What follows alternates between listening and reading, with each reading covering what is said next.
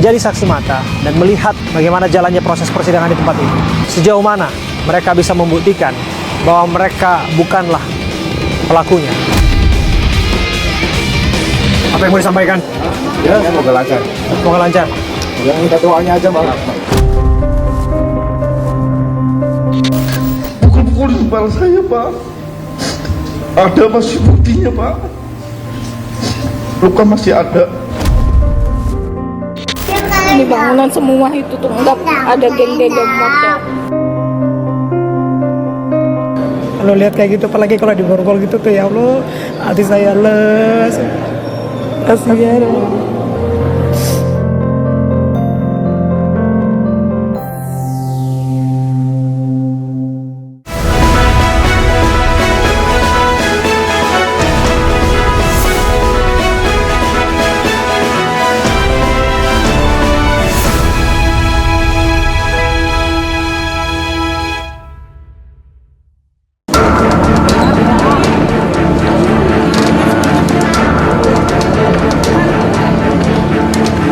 Sidang peninjauan kembali atau PK 6 terpidana kasus kematian Vina dan Eki kembali dilanjutkan hari ini di Pengadilan Negeri Cirebon, Jawa Barat.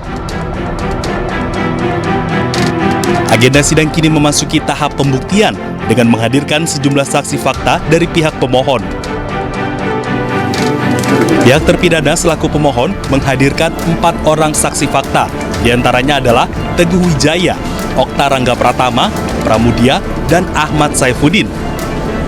Kita akan menyerahkan bukti atau keterangan secara tertulis daripada saksi-saksi novum, dan yang kemudian kedua adalah mendengarkan 4 orang saksi.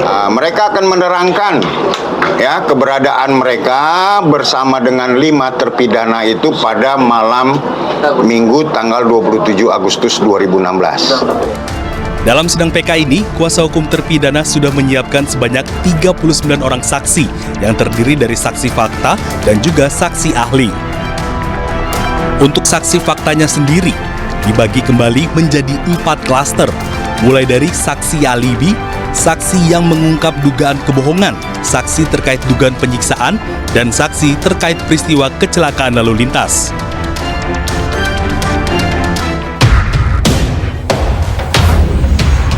Sobat, saya Abraham Silaban. Saya kembali menapaki Pengadilan Negeri di Cirebon, Jawa Barat untuk kemudian mencermati dan mengamati bukti-bukti alibi para terpidana yang mengajukan PK di Pengadilan Negeri Cirebon, Jawa Barat. Dan hari ini secara khusus saya bersiaran di tempat ini dalam The Prime Show dan menjadi saksi mata dan melihat bagaimana jalannya proses persidangan di tempat ini. Saya akan coba berbincang bersama dengan para terpidana, keluarga terpidana, saksi-saksinya, termasuk mereka-mereka yang namanya disebutkan ada dalam pusaran dugaan kasus pembunuhan dan pemerkosaan Eki dan Vina. Sejauh mana mereka bisa membuktikan bahwa mereka bukanlah pelakunya. Sejauh mana tim pengacara bisa meyakinkan pengadilan berdasarkan bukti-bukti dan alibi yang mereka miliki, termasuk Sudirman yang sesungguhnya sudah mengajukan PK juga bukanlah seperti yang dituduhkan. Ini pertaruhan terakhir mereka dan saya Abraham Silaban akan mengawal.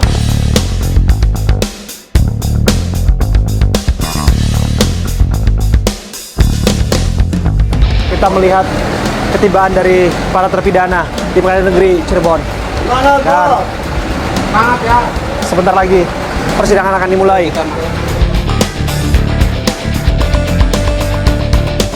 Cil, gimana Cil? Siap? Siap ya? Siap. Nih, ada beberapa terpidana. Oke. Gimana persidangan? Ya. Ya. Mereka sudah masuk di ruang transit.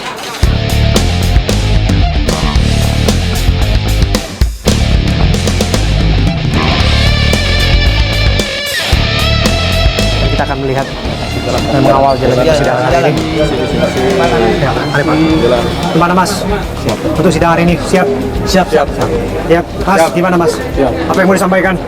Ya, semoga lancar. Semoga lancar. Mas Rivaldi. Mana Mas? Mau bilang apa? Nanti Pak. Mau bilang apa Mas? Yang minta doanya aja, Bang.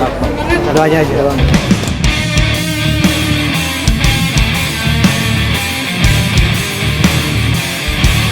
Di sela-sela jalannya persidangan, saya, Abram Silaban, menemui para keluarga terpidana yang hadir di Pengadilan Negeri Cirebon.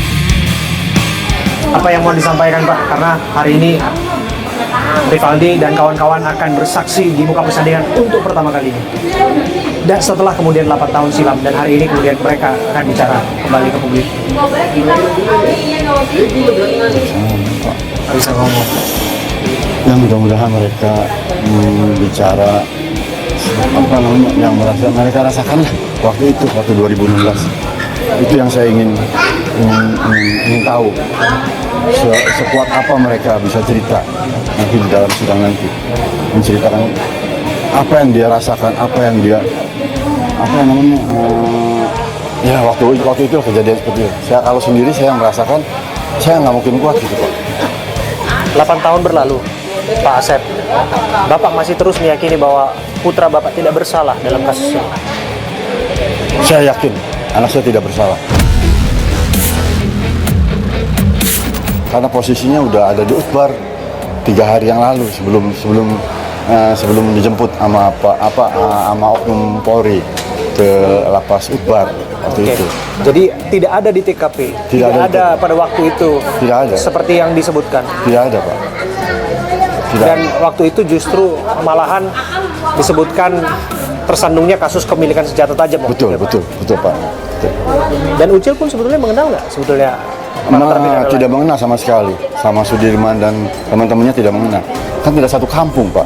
Kita posisinya di kota, di Cipto Pak tinggal. Makanya Rivaldi waktu itu, siapa Pak yang jemput saya, siapa? Dan gitu, nanya dia ke oknum tersebut. Ini katanya orang, lu siapa kamu? Kan gitu, nanya seperti itu. Apa yang ingin Bapak sampaikan dalam kesempatan ini? Untuk seluruh masyarakat Indonesia, untuk netizen, saya hanya minta doanya supaya PK-nya anak-anak ini dikabul, terutama Rivaldi dan teman-temannya. Saya mohon untuk seluruh masyarakat Indonesia, tolong doakan anak saya supaya PK-nya dikabul dan Mahkamah Agung mengabulkan permintaan anak-anak.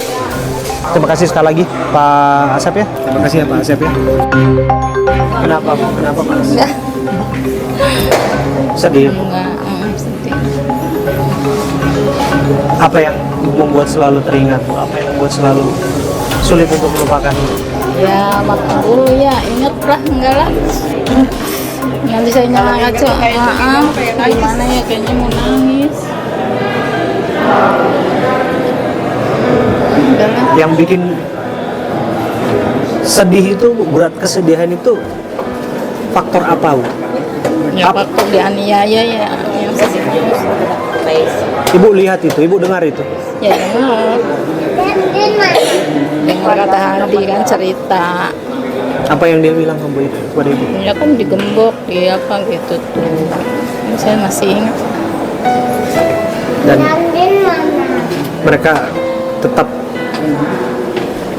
bersikukuh bahwa mereka tidak bersalah. Iya, nggak ngelakuin. Dan Ibu juga yakin? Yakin. Ini 8 tahun berlalu loh Bu, udah Iya. lama Bu. Ibu tetap meyakini bahwa mereka ini bukan pelakunya? Enggak. Itu juga mau nikah 2 tahun lagi.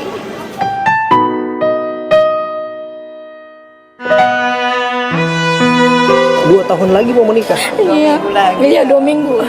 2 minggu lagi mau menikah. Oke. Kok sampai kejadian seperti itu? Iya. Udah disangka. Katanya pembunuh, padahal enggak itu tuh. Enggak ngelakuin sama sekali. Padahal semua rencana pernikahan itu sudah disiapkan. Udah DP. Jangan-jangan undangan sudah disebar juga? Belum. Kan seminggu lagi, itu kan 2 minggu lagi. Nah, kan dia nggak ngelakuin sama tangannya, nggak tahu itu kejadian itu. Ibu pernah kebayang nggak waktu itu? Ya kebayang ya, waktu dipukulin pakai gembok gitu tuh kan. Ini, Kalau ibu bisa menyampaikan sesuatu, apa yang mau ibu sampaikan? ya mintanya saya sih dibebasin. Dibebasin. Orang nggak bersalah sih. Bukan geng motor, Bu. Bukan. Itu kerjanya juga kuli bangunan. Punya motor buat kerja. Nggak punya jaket-jaket geng motor. Nggak punya. Di bangunan semua itu tuh nggak ada geng-geng motor. Dan betul bahwa malam itu Mas Hadi dan kawan-kawan itu nginep Betul. di sebelah rumah Pak Pasren. Iya. Di rumah kontrakan itu. Waktu itu kan Ibu Nining dulu, terus ke rumah neneknya Hadi, terus pindah ke rumahnya Pak Pasren. Apa yang disampaikan Mas Hadi Saputra kepada ibu yang membuat ibu kok susah sekali untuk bisa melupakan ini, kok sakit sekali kalau bisa mendengarkan itu? Doain yang doa aja lah, suruh dibebasin, tetap bebas aja. Bu Mainah, terima kasih ya Bu ya.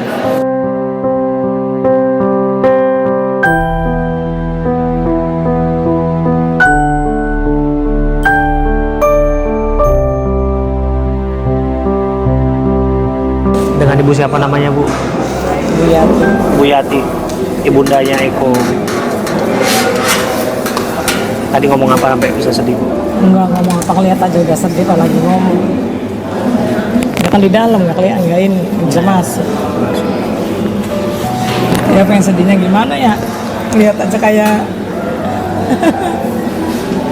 kalau anak bener-bener melakukan masa bodoh gitu. Jadi kan ngeliat anak kayak gitu tuh masuk. Ibu yakin anak ibu jujur? Yakin. Enggak melakukan. Ibu yakin Mas Eko nggak seperti yang dituduhkan? Enggak, semua nggak ada, itu saudara semua itu. Ibu yang melahirin anak, ibu yang rawat anak ibu sampai dewasa. Ibu pernah nyangka nggak kalau misalnya Mas Eko dituduhkan melakukan perbuatan-perbuatan yang keji itu? Enggak, soalnya anak selalu terpantau sama saya tuh. Kalau sore bantu-bantu, kalau bekerja bantu-bantu. Terus kalau jam 8 belum pulang saya cari. Jadi ya nggak mungkin gitu loh. Anaknya nggak paling ide, jangan main lama-lama. Enggak, bukan. Bukan geng motor, Bu. Bukan. Motor aja kredit Mas, buru-buru geng motor, lagi ibunya juga orang buruh. Dia juga kerja bangunan. Biar ibunya kadang suruh bantuin, gak dia kan tetap kerja. Ya uangnya Bu habis, nah buat jajan, buat makan ya udah nggak apa-apa. Yang penting nggak mau pengen apa bisa kebeli kata saya gitu. Pengen es bisa beli, nggak minta sama ibu. Minta sama ibu juga nggak apa-apa sih sebenarnya. Nanti kan kamu bantuin ibu gitu. Ini kan udah 8 tahun berlalu, Bu. Iya. Apa yang membuat ibu sampai sekarang masih ada burat kesedihan, Bu? Ya namanya orang kayak gitu ya pasti aja sedih ya. Gitu. Saya sampai sakit coba Mas. Mikirin anak kena hipertensi sama lambung sampai cuci darah saya. Bener. Anak udah masuk 4 tahun saya jatuh sakit karena anak nggak pulang-pulang. Pikiran. Ini sampai belum dilepas. Kemarin. Sabar ya, Bu. Saya Ini karena kepikiran. ini juga lagi perih nih. Perih banget, stres kan. Mikirin anak udah 8 tahun, berarti lebih 8 tahun. Ini ya Allah. Jadi kepedihan itu masih terus terasa. Masih. Jadi kalau udah di rumah anak mungkin enggak. Kalau lihat kayak gitu, apalagi kalau di borgol gitu tuh ya Allah, hati saya les. Kasihan. Lagi kecil aja kalau dirandeng ring-ring, pintunya ditutup nangis, apalagi tuh kayak gitu. Batinnya dia tuh sakit itu tuh. Tadinya saya ngeliat aja nggak boleh sana Bu, sana. Ibu mau ngomong apa, Ibu? Silakan. Banyak publik yang perhatikan kasus ini. Banyak tangan-tangan yang ikut memperhatikan kasus ini. Apa yang Ibu mau cerita, apa yang Ibu mau sampaikan? Ya pengen sih anak saya tuh keluarin, bebasin. Saya sudah untung aja ada Kang Deddy yang motor ribuan, netizen juga alhamdulillah saya ada yang bantu ya. Kalau nggak ada kayak tahun 2016 tuh gimana coba? Segini udah seneng, tapi seneng juga nangis ada bahagianya juga sih. Tapi rasa sakitnya masih ada ya. Untung ada film ya Mas ya. Kalau nggak ada film itu gimana anak? Mungkin kata saya ngomongnya kalau udah 5 tahun ada angka, masa udah segini lamanya kok nggak ada angka-angka gitu. Yang kuat ya Bu. Yang sabar ya Bu ya. Yang sabar ya.